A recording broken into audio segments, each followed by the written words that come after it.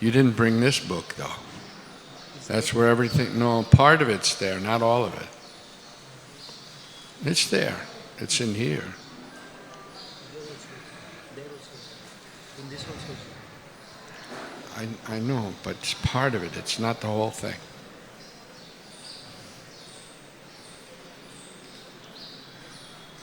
So, reading from I'll Build You a Temple.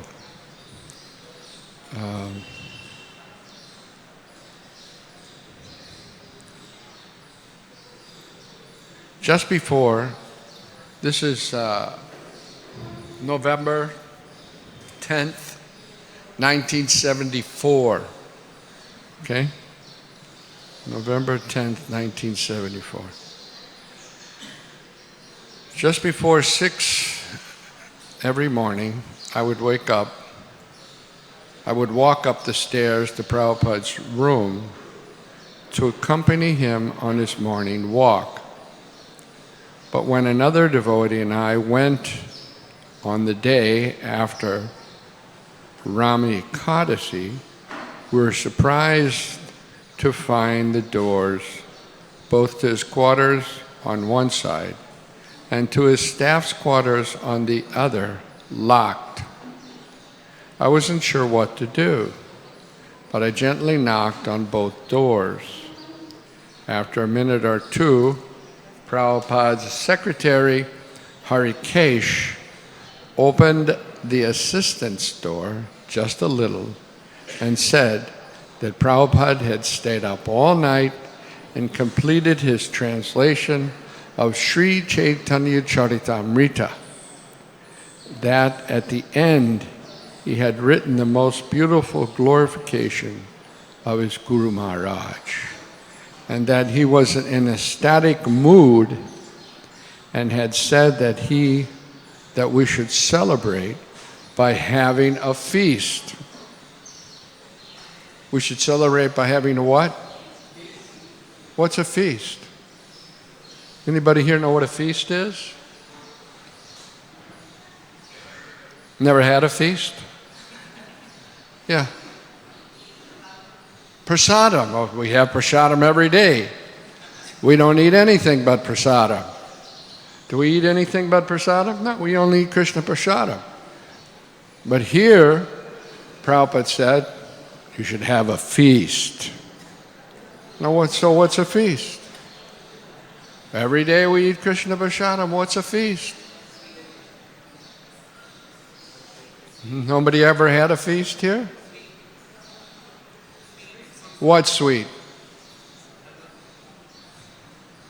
Not really. Mostly sweet rice. But sometimes gulab jamans, like that. Feast. And one fruit chutney, apple chutney. Prabhupada's favorite was which chutney? Guava chutney. Where did you hear that? Huh? Prabhupada's memories, right.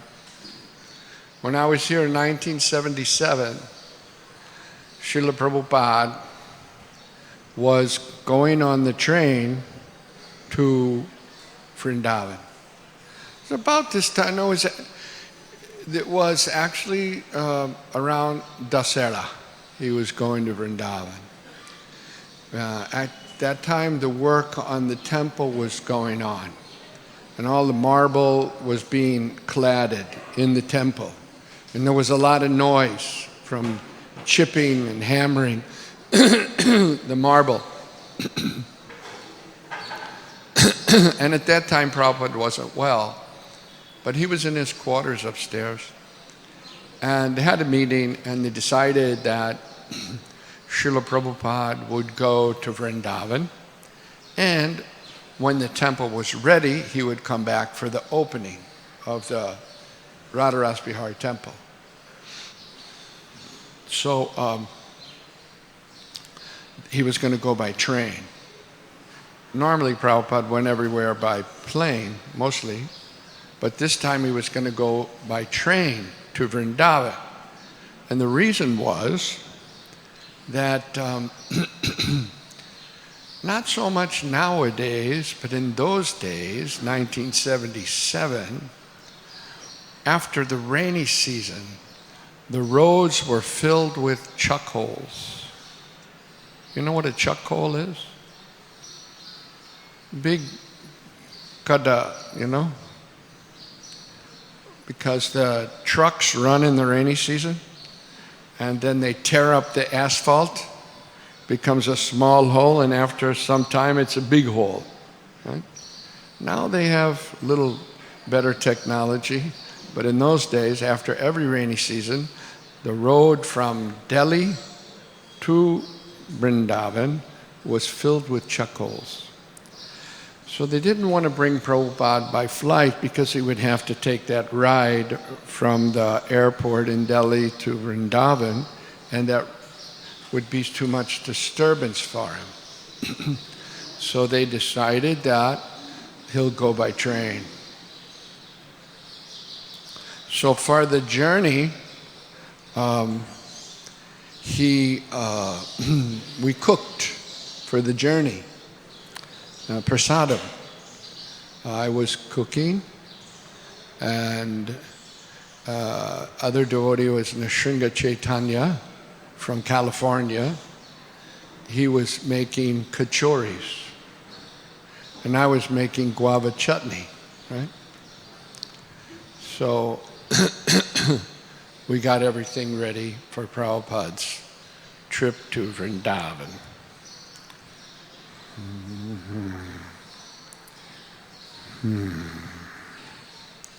So yeah, feast. The feast is, got to have a fruit chutney. If there's no fruit chutney, it's not a feast. It's got to be plum chutney, guava chutney, apple chutney, right? There should be one savory, a samosa, pakora, kachori. Prabhupada liked kachoris, right? This Prabhupada's disappearance is coming up, right? So we should make the items that Prabhupada liked. Prabhupada liked shukta, right? It's a Bengali preparation. It's made with Corella. It's made with, what are the other sabjis? Mukunda Madhava. What's shukta made out of? Huh? Yeah, that's one. There's about 5 items in it. One is kela, Corella, right, and then eggplant, yes, eggplant. What? Drumsticks, yes, you should have drumsticks, yeah? And the king of all vegetables, potatoes. Prabhupada said the king of vegetables, potatoes. Why did he say that? Because potatoes goes with everything, practically. Yeah, so that's it. Plantains, they say in English. Kachakal, they say in Bengali. Kachakal, right? And what do they say in Hindi? Kela, but kela is sweet also, the sabji one. Kachakal, okay. Same like Bengali. Then kachakela, kachakal. Then eggplants, Corella, bangan, eggplant, and then data, drumsticks, and potatoes. So let's have that. Please inform the cook. This coming disappearance, for all the devotees, they should have sukta. You know, when Prabhupada was eating his lunch, whatever they made for him, he would leave half of it. Whatever they made, he would leave half. Any kind of sabji, half he would leave. But if they ever made sukta, he would eat the whole thing. Didn't leave any remnants. He liked sukta. And Srila Prabhupada liked kachoris. Now, you know, there's 2 types of kachoris.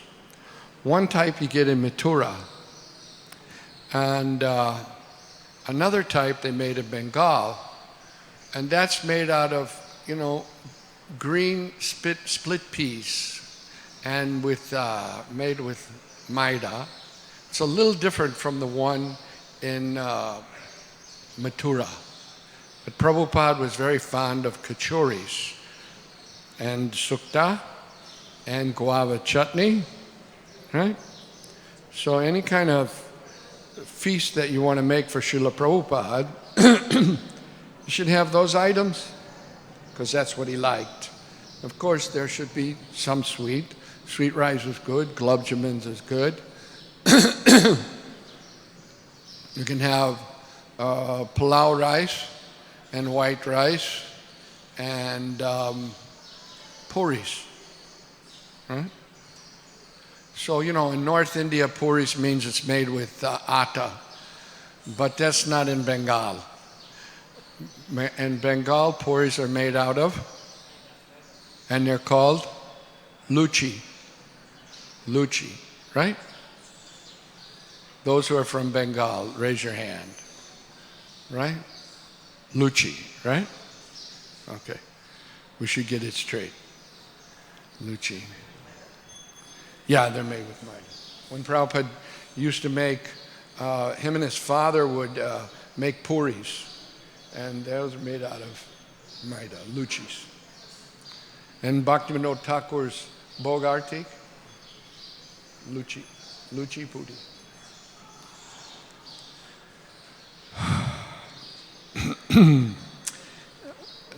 See, the feast has got to be so nice, right? That you always remember that, right? This is how you, this is how Prabhupada made the feast, you know? I feel sorry for devotees that don't ever really get a feast, you know? The feast was so good in the temple that I joined in, you couldn't imagine leaving the temple because the feast was coming, Sunday feast. And where in St. Louis, Missouri in 1973 you were going to get sweet rice, puris, you know, paneer sabji. Now, you know, that's another modern concoction. Paneer sabji means there's a little bit of paneer with sabji. Cauliflower, aloo, peas or cauliflower with some paneer. Somebody started along the way, they call it paneer sabji, but there's no sabji in it, there's only paneer. They call it Sai Paneer. Maybe it's named after Sai Baba or something, I don't know. But it's not what Prabhupada had us make. It wasn't what we had. What we knew was paneer sabji means you have sabji, a nice sabji, and it's got some fried paneer in it, okay? It's got to be fried, and then it's used. You don't eat kacha paneer. No, that's not good for health. But you'll find nowadays, you know, some kind of gravy, either out of tomatoes or cashews, and then in kacha paneer, and they're glorifying it like anything. Wow, we had sai paneer. I'm thinking, what is this sai paneer? So we should know traditional things that Prabhupada gave us, and he trained up some cooks, and some cooks were interested to learn. I remember there were two devotees. They went to Vrindavan, and they learned under Prabhupada's godbrother. Prabhupada had a godbrother. His name was Anandas. So Anand, you know, in those days, the kitchen was, you know what was in the kitchen? There was like one round chulna, and it was lined with matti, you know? Now you don't see those, right? Everybody's got gas. Gas, everywhere is gas. Even in the villages they got gas, right? But before, they would put koila and start the fire, you know? So it was difficult for the devotees from the West to cook in that kind of a thing. They don't know how, you know, they got to turn it down or turn it up, you know? So Prabhupada's godbrother came to Vrindavan, Anand Prabhu, and he was cooking. These two devotees, one was named Apurvadas, and the other was Gopati. They came and they assisted Anandas, and learned all the traditional recipes for making prasadam. Everything in Krishna consciousness is according to parampara. We don't speculate about things. We follow strictly what the Acharya gave us.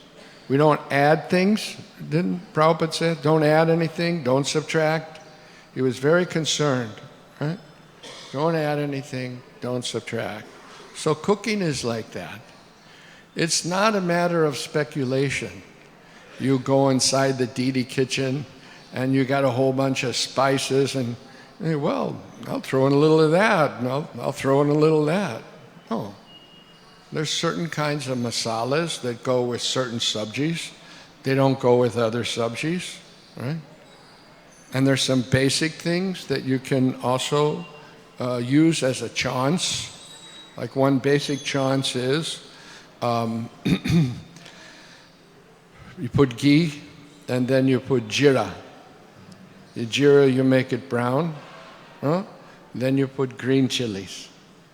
And then after green chilies are cooked, you see that they're also turning a little brown. Then you can add ginger. And this is a basic chance, right, that you can use. Another spice that is used frequently by Srila Prabhupada is panchpuram. Panchpuram, 5 different kinds of spices, right? So traditional things. We should learn how to cook according to how the acharyas cooked, learn how to chant, according to how the acharya told us to chant, do everything according to the instruction of the acharya, right? Then it'll become successful, right? Nowadays, people are adding so many different things. I come to the kirtan and I hear a lot of Radhe Radhe kirtans, a lot of different things. And Prabhupada, when he was in Vrindavan, there was one devotee who was leading kirtan, and Prabhupada, at that time he was in his bed, right? He was sick. But he could hear the kirtan coming from the temple room.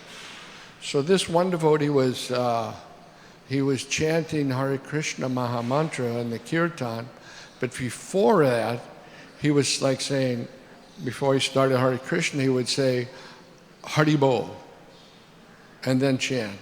And Prabhupada was listening to that, and he said, tell that devotee to stop that.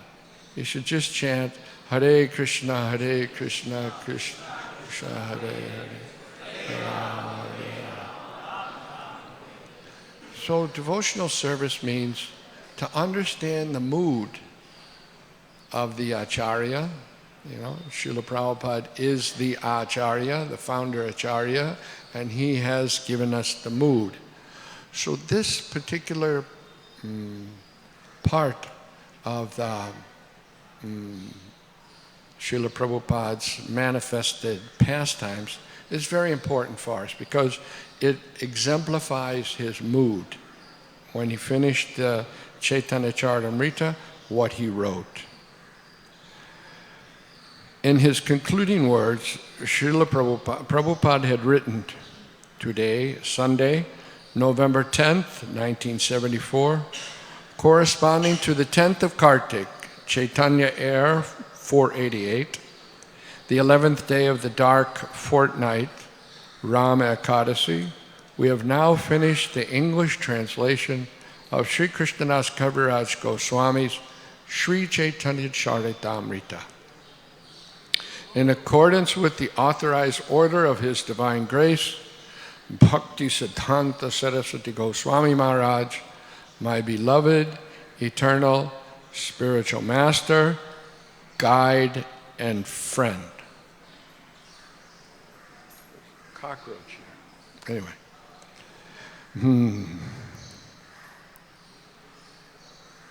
Prabhupada recounted his first meeting with his Guru Maharaj and receiving his instruction to preach the cult of Chaitanya Charitamrita, of Chaitanya Mahaprabhu in English in the Western countries. At first he had resisted the order because at that time I was a complete nationalist, a follower of Mahatma Gandhi, and I submitted to his divine grace that unless our country were freed from foreign subjugation, no one would hear the message of Chaitanya Mahaprabhu seriously. But at last I was defeated and convinced that Sri Chaitanya Mahaprabhu's message is the only panacea for suffering humanity. I was also convinced that the message of Sri Chaitanya Mahaprabhu was then in the hands of a very expert devotee, and that surely the message of Sri Chaitanya Mahaprabhu would spread all over the world. I could not, however, immediately take up his instructions to preach, but I took his words very seriously and was always thinking of how to execute his order, although I was quite unfit to do so. So this is the mood of the devotee. The devotee always feels himself incapable, unfit, not qualified. Sometimes we become falsely proud that, I know so many shlokas, or I can do this service very nicely, or I can do that service very nicely, right? But this is a disqualification. The qualification is that I should think myself quite unfit but still determined to carry out the orders of the spiritual master. This is the secret to success, to feeling oneself humbled, unqualified, but determined to try to please the Acharya. When in 1950 Prabhupada had retired from family life and then taken sannyas, he had finally been, in his own words, completely ready to discharge the order of my spiritual master. By the mercy of his divine grace, I was able to come to New York on September 17th, 1965. Since then, I have translated many books, including Srimad Bhagavatam, the Bhakti Rasamrita Sindhu, Teachings of Lord Chaitanya, in summary, and many others.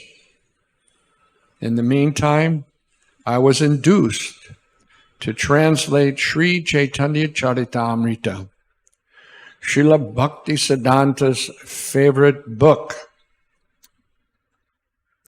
What was Srila Bhaktisiddhanta's favorite book? I can't hear you. Come on. I know you're fasting and Sakadasi, but let's try and put a little something into it. Which book? Okay, thanks.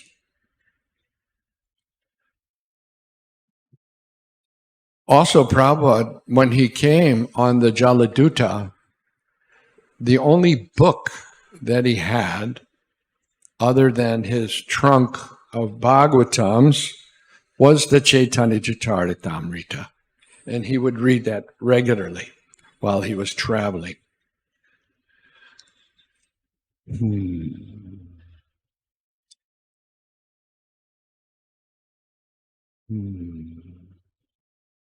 It is my wish. One second. In the meantime,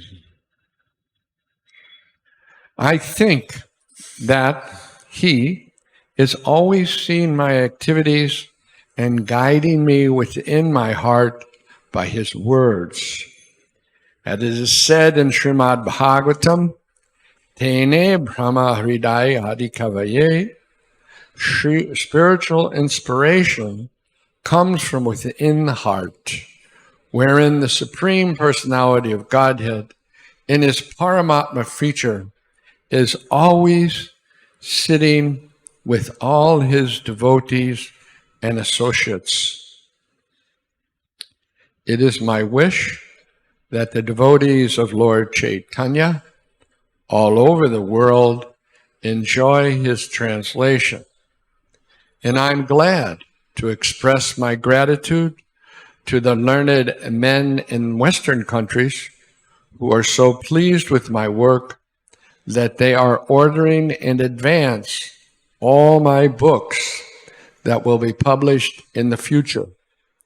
On this occasion, therefore, I request my disciples who are determined to help me in this work to continue their cooperation fully so that philosophers, scholars, religionists, and people in general all over the world will benefit by reading our transcendental literatures.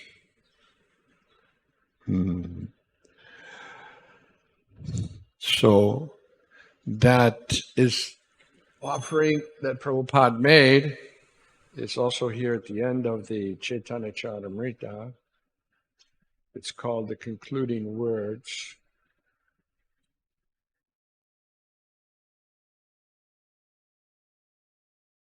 But there's only part of it here in this book. The complete thing is in this Chaitanya Charitamrita at the end. Should I read it? Okay. Today, Sunday, November 10th, 1974, corresponding to the 10th of Kartik Chaitanya era 488, the 11th day of the dark fortnight Rama Ekadasi. We have now finished the English translation of Sri Krishnadas Kaviraj Goswami's Sri Chaitanya Charitamrita in accordance with the authorized order of His Divine Grace, Bhakti Siddhanta Saraswati Thakur Goswami Maharaj, my beloved spiritual master, guide, and friend. Although according to material vision, His Divine Grace, Srila Bhakti Siddhanta Saraswati Thakur Prabhupada, passed away from this material world on the last day of December 1936, I still consider His Divine Grace to be always present with me by His Vani, His words. There are two ways of association, by Vani and by Vapu. Vani means words, and Vapu means physical presence. Physical presence is sometimes appreciable and sometimes not, but Vani continues to exist eternally. Therefore, we must take advantage of the Vani, not the physical presence. The Bhagavad Gita, for example, is the Vani of Lord Krishna. Although Krishna was personally present 5,000 years ago and is no longer physically present from the materialistic point of view, the Bhagavad Gita continues. In this connection, we may call to memory the time when I was fortunate enough to meet His Divine Grace, Srila Prabhupada, sometime in the year 1922. Srila Prabhupada had come to Calcutta from Sridham Mayapur to start the missionary activities of the Gaudiya Math. He was sitting in a house at Ultadanga when, through the inducement of an intimate friend, the late Sriman Narendranath Malik, I had the opportunity to meet His Divine Grace for the first time. I do not remember the actual date of the meeting, but at that time I was one of the managers of Dr. Bosch's laboratory in Calcutta. I was a newly married young man, addicted to Gandhi's movement and dressed in khadi.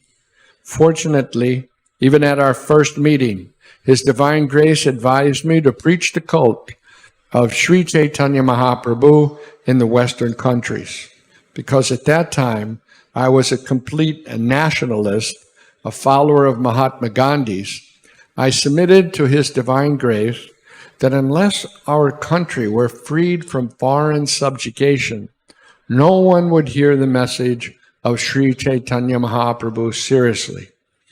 Of course, We had some argument on the subject, but at last I was defeated and convinced that Sri Chaitanya Mahaprabhu's message is the only panacea for suffering humanity. I was also convinced that the message of Sri Chaitanya Mahaprabhu was then in the hands of a very expert devotee, and that surely the message of Sri Chaitanya Mahaprabhu would spread all over the world. I could not, however, immediately take up the instructions to preach, but I took his word very seriously and was always thinking of how to execute his order, although I was quite unfit to do so. In this way, I passed my life as a householder until 1950, when I retired from family life as a vanaprastha. With no companion, I loitered here and there until 1958, when I took sannyas. Then I was completely ready to discharge the order of my spiritual master. Previously, in 1936, just before His Divine Grace passed away at Jagannath Puri, I wrote him a letter asking what I could do to serve him. In reply, he wrote me a letter dated 13th December 1936, ordering me in the same way to preach in English the cult of Sri Chaitanya Mahaprabhu as I had heard it from him. After he passed away, I started the fortnightly magazine Back to Godhead sometime in 1944 and tried to spread the cult of Sri Chaitanya Mahaprabhu through this magazine. After I took sannyas, a well-wishing friend suggested that I write books instead of magazines. Magazines, he said, might be thrown away, but books remain perpetually. Then I attempted to write Srimad Bhagavatam. Before that, when I was a householder, I had written on Srimad Bhagavad Gita and had completed about 1,100 pages. But somehow or other, the manuscript was stolen. In any case, when I had published Srimad Bhagavatam, first canto in 3 volumes in India, I thought of going to the USA. By the mercy of His Divine Grace, I was able to come to New York on September 17th, 1965. Since then, I have translated many books, including Srimad Bhagavatam, the Bhakti Rasamrita Sindhu, Teachings of Lord Chaitanya, a summary, and many others. In the meantime, I was induced to translate Sri Chaitanya Charitamrita and publish it in an elaborate version. In his leisure time, in later life, His Divine Grace, Bhakti Siddhanta Saraswati Thakur, would simply read Sri Chaitanya Charitamrita. It was his favorite book. He used to say that there will be a time when foreigners will learn the Bengali language to read the Chaitanya Charitamrita. The work on this translation began about 18 months ago. Now, by the grace of Chaitanya Mahaprabhu and His Divine Grace, Bhakti Siddhanta Saraswati Thakur, it is finished. In this connection, I have to thank my American disciples, especially Sriman Pradyumna Das Adhikari, Sriman Nitai Das Adhikari, Sriman Jayadvaita Das Brahmachari, and many other boys and girls who are sincerely helping me in writing, editing, and publishing all these literatures. I think that His Divine Grace, Bhakti Siddhanta Saraswati Thakur, is always seeing my activities and guiding me within my heart by His words. As it is said in Srimad Bhagavatam, Tene Brahma Hridaya Adhikavaye. Spiritual inspiration comes from within the heart, wherein the Supreme Personality of Godhead in His Paramatma feature is always sitting with all his devotees and associates. It is to be admitted that whatever translation work I have done is through the inspiration of my spiritual master, because personally I am most insignificant and incompetent to do this materially impossible work. I do not think myself a very learned scholar, but I have full faith in the service of my spiritual master, His Divine Grace, Srila Bhaktisiddhanta Saraswati Thakur. If there is any credit to my activities of translating, it is all due to His Divine Grace. Certainly, if His Divine Grace were physically present at this time, it would have been a great occasion for jubilation. But even though He's not physically present, I am confident that He's very much pleased by this work of translation. He was very fond of seeing many books published to spread the Krishna consciousness movement. Therefore, our society, the International Society for Krishna Consciousness, has been formed to execute the order of Sri Chaitanya Mahaprabhu and His Divine Grace, Srila Bhaktisiddhanta Saraswati Thakur. It is my wish that devotees of Lord Chaitanya all over the world enjoy this translation, and I'm glad to express my gratitude to the learned men in the Western countries who are so pleased with my work that they are ordering in advance all my books that will be published in the future.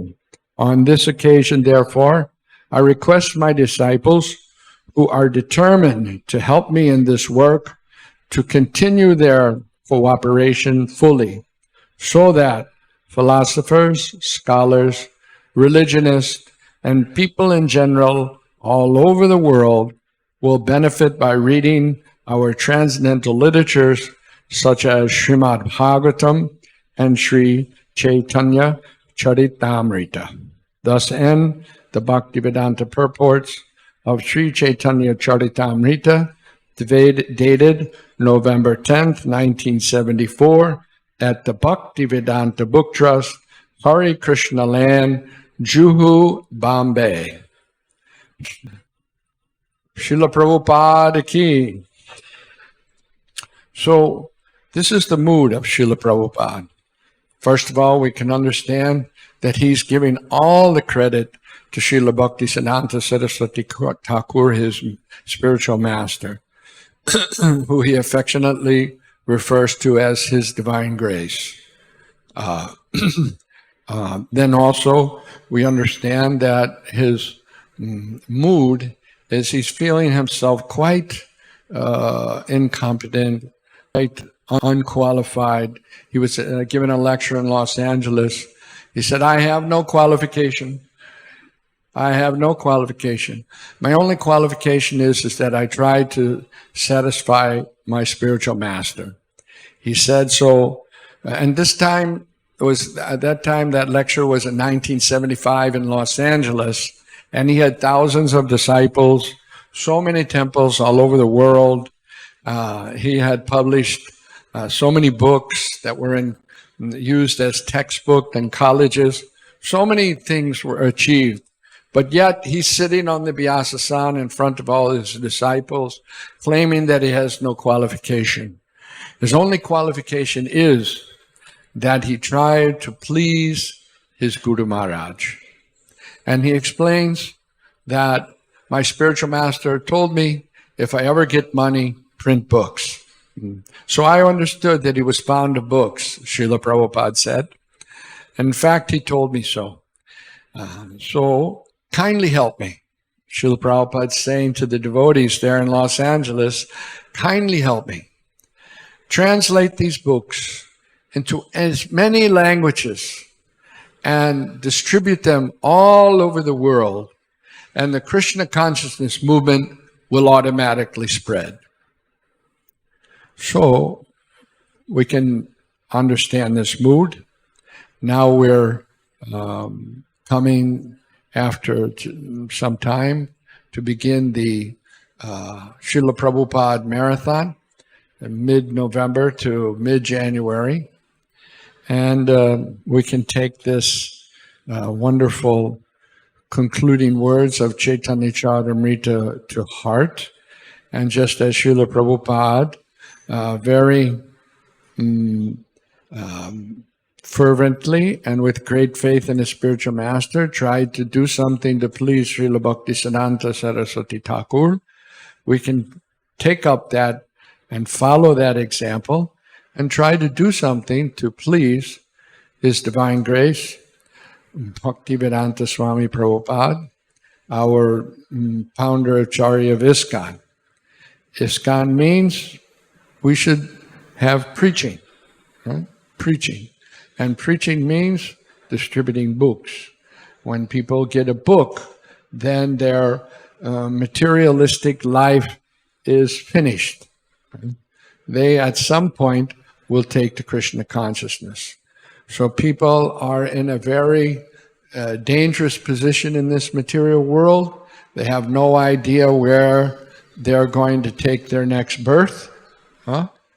And so we should try to do something to save them. And the best thing we can do to save them is to try to give them one of Srila Prabhupada's books. Convince them to take a book. And if they take a book, that is the greatest preaching. Prabhupada said, what is the value of your 20-minute lecture? Right? They'll forget. But if they take a book, that is success. Right? Because they'll take the book with them. Right? And who knows who's going to, maybe the person that took the book doesn't read it, just puts it on the shelf. But somebody else may read it. That happened many times. Right? Happened many times. Devotees found a book in a secondhand bookstore or some thrift store somebody had got, and they disposed of it, and they became devotees. So you never know. Prabhupada said these books are like time bombs. Right? When they're going to explode in the hearts and minds of the conditioned soul and awaken them. Right? There's many examples of devotees that they got books and they just joined the temple. That was it, right? And so this is a very important day for us because it was the completion of the translation of the Chaitanya Charitamrita, which is such a nectarine book filled with the philosophy of Chaitanya Mahaprabhu, the teachings of Lord Chaitanya, and the wonderful pastimes of Lord Chaitanya and his devotees. So on this day, we request the mercy of Srila Prabhupada so that we can do something to please him, and in that way please all the Gaudiya Vaishnava Acharyas. Hare Krishna. Are there any questions or comments? Hare Krishna. Thank you, Prabhu. Hare Krishna. In South India, we usually don't eat paneer. So one health expert, he was saying, Ayurvedic expert, he's saying that paneer should not be eaten because the pure milk is added some contamination and then it is broken. So the milk is broken and then it's made into paneer. So one should not take paneer. That's what one Ayurvedic expert is saying. But in North India, people eat paneer. But it's not a Vedic dish. Well, I don't know about that. I know that Srila Prabhupada taught Jamuna how to make paneer, or use paneer, in a sabji. What they do nowadays is nonsense, that's for sure. But if you fry it nicely and put it in with other sabjis, certain sabjis, doesn't go with all sabji, but some sabjis, then Prabhupada authorized that. It was okay.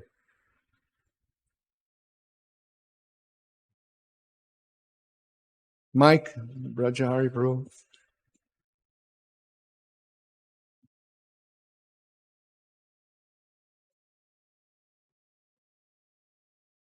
So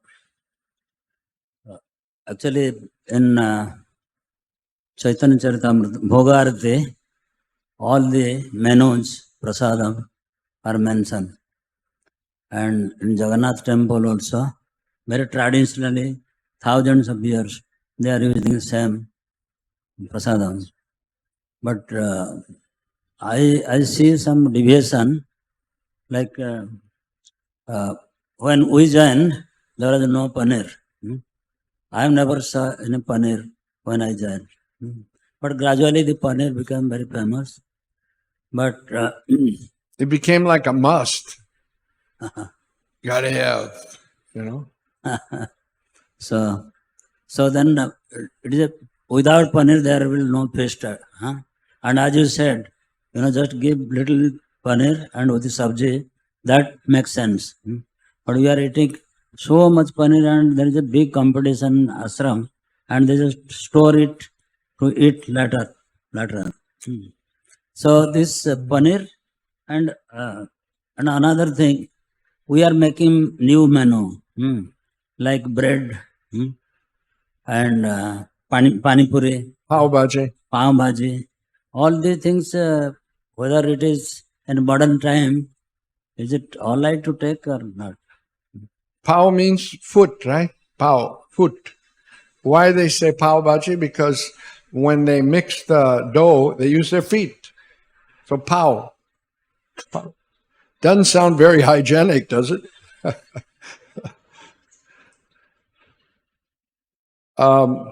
In any event, there was one devotee. He's a very good cook. His name is Vishnu Gada. You know Vishnu Gada. He's in Philadelphia. So he used to cook every day for 200 devotees that lived in the 55th Street Temple. That time there were 200. I lived there for about a year and a half.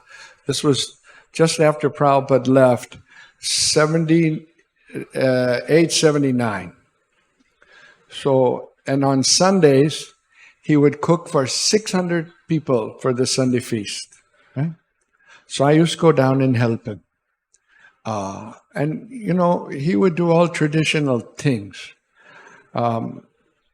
One time I was in St. Louis and he wanted Jalatella to tell him, because he wanted to have that Bogartik song and make all those preparations that's in the Bogartik song and offer it to Srila Bhaktivinoda Thakur on his disappearance day. Right? So some of the things she could tell him, some she didn't know. We called up Vaman. You know Vaman? Our Vaman. And asked him what the translation is of some of those items, right? And we did he did in Philadelphia, we did in St. Louis. All those items, as best we could understand what they were, we offered to Srila Bhaktivinoda Thakur from the Bogartik. So many things, Luchi, Sar, Puri, Rasavali, so many things are mentioned in that song, a Bogartik of Srila Bhaktivinoda Thakur. Yeah, so there's a lot of things that get added. We have to be careful, when we have a movement, because things can be added just whimsically. All right? You know the story about the cat in the basket? Have you heard the story of the cat in the basket? Yeah? Yeah? So it's like that, There was a cat was just creating a problem, and the pujari was doing a marriage. So he grabbed the cat and threw it in the basket just to keep it out of the way. Okay? And then that became a tradition. People saw that and they said, the next time there was a marriage, hey, where's the cat in the basket? So things get added like that. I can tell you the Shaitari is not from our movement. It's not from Prabhupada's time. Absolutely not. When Kirtanananda was adding things, he added robes, he added English songs, and he was adding things. One Prabhupada disciple who spent a lot of time in Sri Rangam, his name was Gaura Keshava. Okay?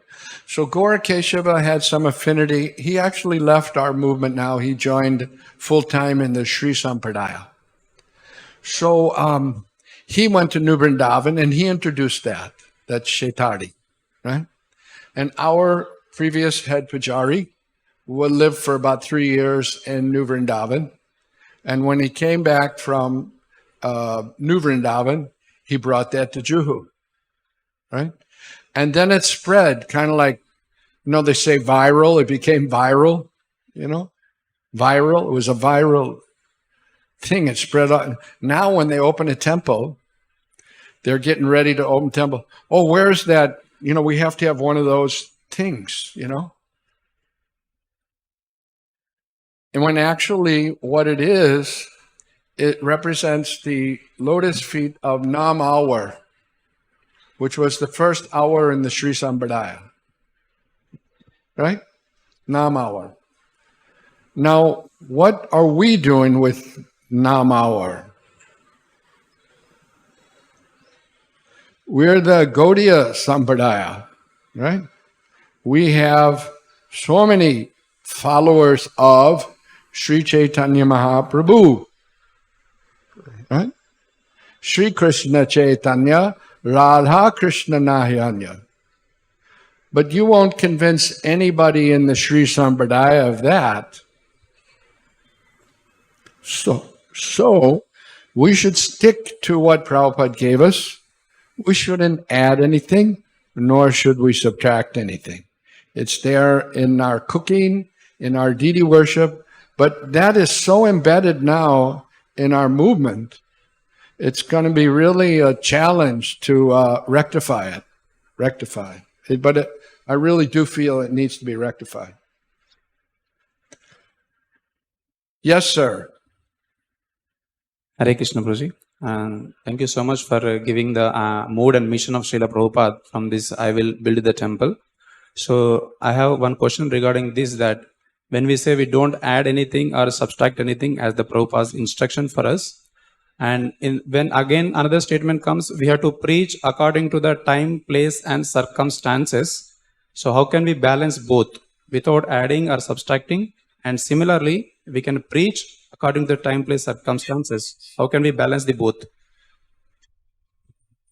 In order to understand proper time, place, and circumstance, one has to be an acharya. An acharya knows, just like you find in temples in India, you'll find only sannyasis, brahmacharis. You won't find ladies. But Srila Prabhupada realized that wasn't going to work in the West. And he had in the temple the Brahmacharini ashram and the Brahmachari ashram, right? That's an adjustment. But who can make that adjustment? The person who is fixed in a higher stage of advancement in devotional service. Not just anybody can decide that.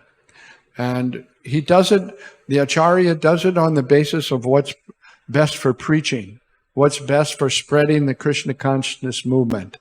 When devotees first went out on Harinam Sankirtan in the West and for selling books, they went in dhoti and kurta. And they didn't even have kurtas. They just went in a dhoti. They didn't even have a shirt, many of them, right? So the people that went by, they used to say, look, he got his bed sheet on. He's dressed in his bed sheet, right? So later on, the devotees found that if they go in karmi clothes, they can sell more books, right? So they asked Srila Prabhupada, and Srila Prabhupada also explains that, what part of the Chaitanya, it's right here in Chaitanya Charitamrita, because the king, Maharaj Pataprudra, he wanted to meet Mahaprabhu, very fervently wanted to meet Chaitanya Mahaprabhu. But Mahaprabhu didn't want to meet any king. He was not ready to meet any king. Right? He said for a sannyasi to meet, pounds and shillings person like a king, It's like a fall down. So he wouldn't meet. And many times devotees requested him. And he said, if you keep requesting me, I'll leave Puri. So then they became afraid. Right? But after some time, Chaitanya Mahaprabhu realized that the Maharaj Pataprutra was a great devotee of the Lord. And later on during the Rath Yatra in the Jagannath Vallabha Gardens, he dressed himself as an ordinary person, not a king. And he massaged the legs of Chaitanya Mahaprabhu. And he recited some verses from Srimad Bhagavatam about Krishna's attachment for the devotees in Braj. So at that time, Chaitanya Mahaprabhu accepted his service. So Prabhupada uses the example. For the service of Sri Chaitanya Mahaprabhu, we may put on regular clothes for distributing Krishna consciousness in those places where we'll distribute less wearing, dhoti, kurta like that. Prabhupada makes it. So that kind of an adjustment is time, place, and circumstance. And the Acharya, he can make such an adjustment, knowing well how to best spread the Krishna consciousness movement. Just like Srila Bhaktisiddhanta Saraswati Thakur, he put so much emphasis on the printing press. He said there was the mridanga, but the printing press was the Brihat mridanga. Why Brihat mridanga? Because the regular mridanga, you can hear 1 block or 2 blocks away, but the printing press, it can be heard by printing books all around the world. Right? So that's time, place, and circumstance. Any other questions? Hare Krishna. Regarding pav, I don't think this is Indian preparation. It's called the pav. It is coming from west somewhere, maybe 40 or something. Or how we say this is from India. Well, I know you're from Maharashtra and you like that pav bhaji. And what is the other one? Vada pav. If you go on the train, vada pav. But and in Italy also, the devotees, they offer a lot of bread to the deities. But Prabhupada didn't have us offer bread to the deities. Chapatis, puris, sometimes paratha. This we offer to the deities. Not so much pav. But he didn't restrict it as so much. He didn't restrict it. He didn't say no, that I know of. But when I joined, and I can remember, Shanti Lal, he was the cook here. You remember Shanti Lal? He was a Brahmin from Rajasthan. Even Prabhupada ate his cooking. And he said Shanti Lal should go to the West and teach them how to cook. Right? Shanti Lal. When the temple first opened in 1978, Shanti Lal was the cook here. He was Gargamuni's cook before that. So we had traditional things. Puri and paratha and chapatis. Any other questions? Tamal Krishna, any question?